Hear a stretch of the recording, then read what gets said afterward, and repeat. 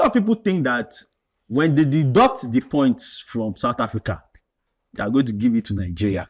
But because, like I said, education is a problem. It's stupid people that are controlling football in Nigeria. So I'll take it to you. Believe it. The 3 points that they deducted, just for your information, is not to Nigeria, it's to Lesotho, but whatever. It doesn't really matter. Hope is a very powerful thing. Just last month, everyone was convinced that Nigeria are not going to the 2026 World Cup.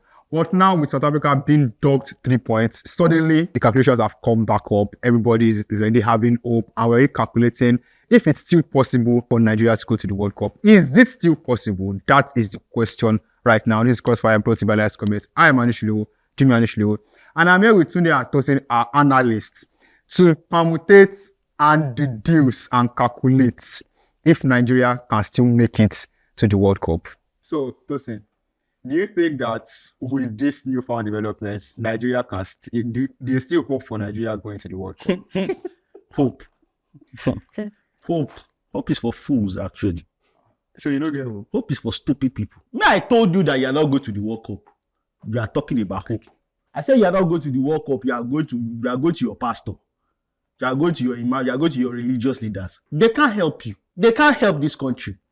If your religious leaders cannot help this country overcome poverty, terrorism, and all the other issues plaguing this country, do you think they can help you in terms of football? Why? Passing the drop points. Why? I say you are not going somewhere. Oh God.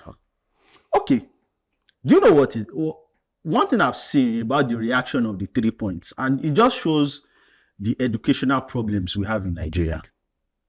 We have a lot of problems, but we also have an educational problem also. I think like I said, hope is about stupidity. I believe in realism and planning and execution. A lot of people think that when they deduct the points from South Africa, they are going to give it to Nigeria.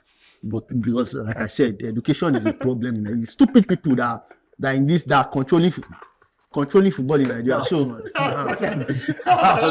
I'll take it to you. Believe it. The 3 points have to go somewhere. The 3 points that they deducted, just for your information, is not to Nigeria, it's to Lesotho, but whatever. It doesn't really matter. Believe it.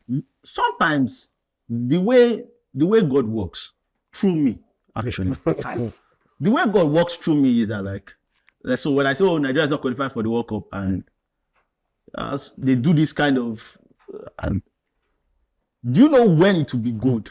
I'm supposed to be actually celebrating, putting my chest out right now and say, I said this. No. But sometimes God wants that hope in that final minute when you think you can go, when you are happy and you can see America in front of you, and the visa gets denied. Which God is the son? and the visa gets denied. Wait, which God this guy is? Which God do you serve? And people go into mourning. Your own God will give you for that would be lovely. That would be such a lovely thing for me to come the next Monday morning. Imagine that setting when we come back after the international break, and people actually have the audacity to believe that they are going to qualify. And it gets ripped out of their hearts. It gets ripped out of their souls. And I get to come and bask in that glory. Yeah. Imagine that. And that is basically what is going to happen. Because I issued warnings about the state of Nigerian football, the terms in which we have had our football hijacked. Football used to be for poor people in Nigeria. I'm talking about the administration of football. It used to be for poor people. People actually, now the politicians are taking over. I want people of this. Now you see that this coming qualification campaign, rather than focus on what they need to focus on, they are partnering with brands and other government parastatals to kind of showcase that in case they qualify, which they are not going to qualify by the way. But that in case they qualify, this is an accomplishment of the Federal Republic of Nigeria, of the presidency. I don't know how that foolishness came into pass, but whatever the case is, like, because we Nigerians, we do our own things in a very, very different way. But the way God will have it, and the way the God that me I'm serving that gave me this foretelling that it's not going to happen, we will see. After the international break is done, we will see. And hope will be ripped out of a lot of football loving Nigerians. Hey, today, please, what do you have for me aside from this message of doom that Tosin has just dropped? First of all, I don't know who Tosin is. Like, I don't know if this is as a result of your parents being positive when you were growing up and telling you you are who you want to be. You are not who you. Like, I don't know who you think you are, but stop it. Talk to watch video. Stop it. You clearly had your childhood was too good. You did not. I don't think you suffered when you were growing up. There's a level of suffering that you need to have sense. You did not go through it. Let me say this: South Africa getting deducted 3 points and 3 goals. Tosin is right about that. It is not to the benefit of Nigeria. The main beneficiary, in fact, the biggest beneficiary of this is Benin Republic, because they've now gone from second 3 points behind to now first in this group of goal difference, tied on 14 points in South Africa, but with a superior goal difference because South Africa were deducted 3 goals. So they have +3, and South Africa have +2. So from Benin Republic's perspective, win your last 2 games convincingly and you are through to the World Cup for the first time in your history. The problem with that, and this is where a little bit of hope creeps in for Nigeria, is that even though we are third at disadvantaged position, 3 points behind the 2 teams that lead at this moment in time, those final 2 fixtures in October there's nobody in Benin Republic right now that is confident that they are winning their last 2 games. Why? The last 2 games are on the road, away at Rwanda, in Kigali at the Amahoro Stadium, that's their fire stadium. Then away at the Super Eagles of Nigeria in the last game of the group. So by the time it even comes to Nigeria versus Benin, it might literally be a playoff for the World Cup tickets. It might, and in that situation, I would take the Super Eagles of Nigeria. When the Chiefs, if by the final day, Nigeria needs to win at home to qualify for the World Cup against Benin, forget everything that happens of our will beat Benin. Like that, I'm certain of that one. But it's the first round of games that now has to align from a Nigerian perspective. Benin away at Rwanda, they are not winning. They might not lose, but they are not winning.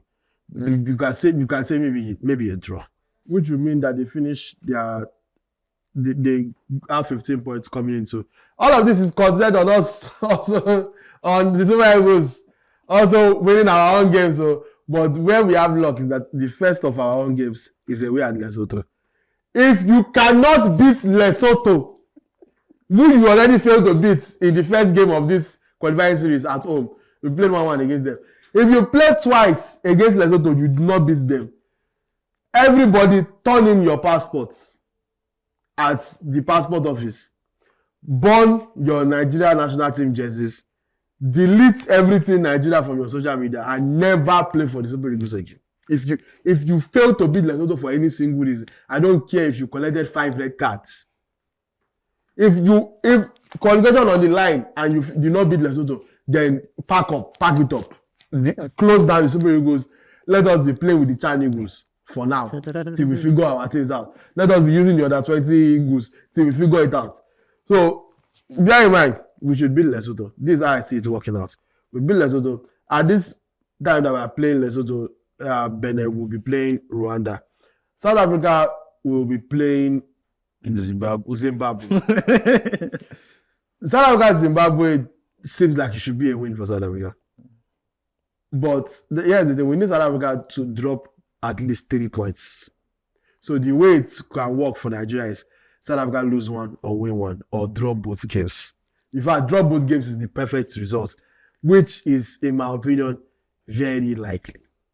If you think about it. South Africa, Zimbabwe is pretty much a derby game. And it has now been ruled that they will not play that game in South Africa. Or maybe I'm getting my facts wrong, but let's stick to what we know. Is that Zimbabwe can draw South Africa. At least that's what we are hoping will happen. And then South Africa against Rwanda. Rwanda also are tied on points to Nigeria at the moment. They have 11. We have 11. So as much as we say we have hope, they too, they also believe they have hope. So they will be going into that game against South Africa determined to not lose as well. There is a world in which South Africa have been, mentally demoralized by losing 3 points and 3 goals. And they go into the final game with Benin Republic on their heels. Now they are second. Before they've been playing with the advantage of being first and being able to strut their stuff. Now you are playing games knowing you have to win. You cannot do that thing that you did against Nigeria when you played for a draw, when you carry game to Cassava Plantation to go and try and stop. You have to play your best football. You are under pressure. That's not a good situation to be in. I see South Africa actually drawing both games. That's the only way I can see Nigeria qualifying. Bear in mind, there's a reason I wore this Nigeria shirt today.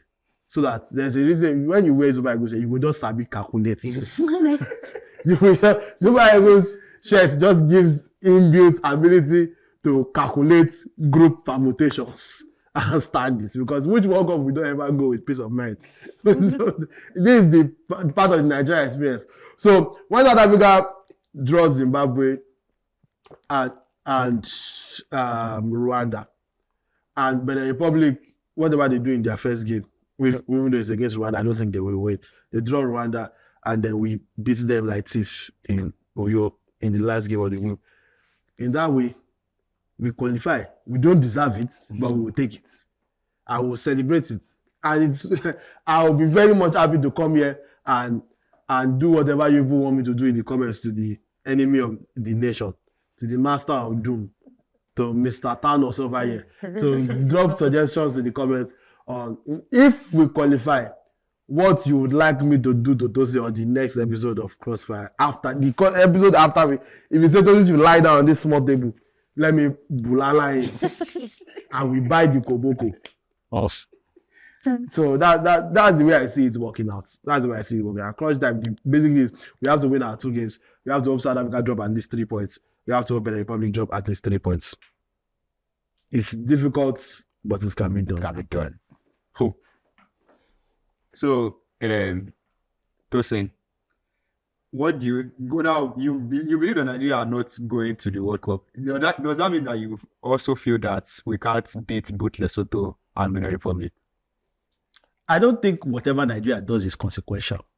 When I made my own prediction that Nigeria was not going to go to World Cup, it's regardless or in spite of Nigeria. What even made you say it? Because of his ways. And I like Tunde. I really do. Please don't. I really do. Tunde, he just laid up a load of bullshit in front of me and say, this one, do this. Let me tell you what is going to happen. And for the viewers at home, you can actually put this and actually make a little bit of money for yourself. South Africa have 2 games. One against Zimbabwe and one against Rwanda. In those 2 games, they will pick up 6 points. Listen to me very carefully. Let me just say this. Let me say this very carefully. The Zimbabwe game is supposed to be an away game, but it's actually in South Africa. Then the last game against Rwanda is at home, which is also in South Africa. In those 2 games, they will pick up 6 points. Not 4. They need 4 to qualify, but they won't pick up 4.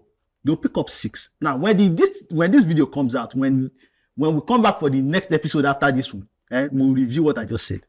South Africa won't pick up 4 points. They will pick up 6. Not that they will qualify based on 4 points that they need. They will pick up 6. They are not Nigeria. Well, the problem you think and why Nigerians have hope is not because of Nigeria. It's actually, the reason why I said that Nigeria is not going to qualify is not because of Nigeria. I don't care for Nigeria. Nigeria has already shown me it's a useless country.